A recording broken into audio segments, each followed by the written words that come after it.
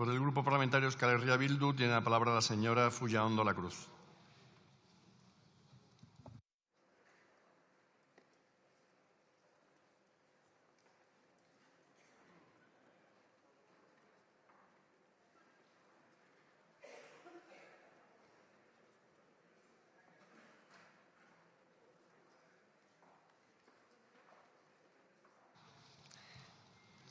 Eskerrik asko, mahaiburu jauna, arratsaldeon guztioi.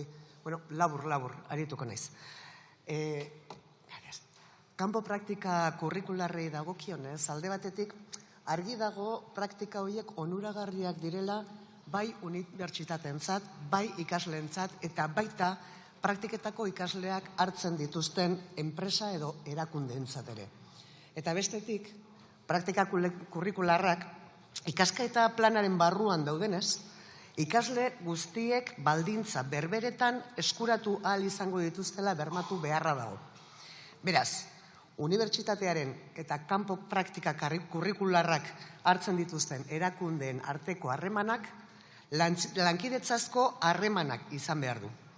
Elkar ikasteko harremana, berdinetik berdinera.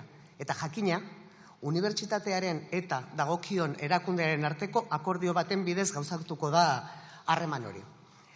Baina akordio horrek, lege proposamenaren zioen adierazpenean azaltzen den bezala, ezin du inolako klientelismorik sortu, praktiken jatorrizko eta destinoko erakundeak inolako kontraprestazio ekonomikoekin lotuz. Ez zuzenean, ez da zeharka ere. Izan ere, horrek diskriminazioa ekarriko lukeelako gaitasun ekonomiko txikiagoa duten hezkuntza erakundeetatik datozen ikasleak praktiketara iristeko. Bestalde, esperimentazio esparruei dagokienez, egoki ikusten dugu oinarrizko esparru juridiko batez hornitzea. Beti ere, esparru horrek administrazio bakoitzaren eta erakunde bakoitzaren eskumen eremua errespetatzen badu.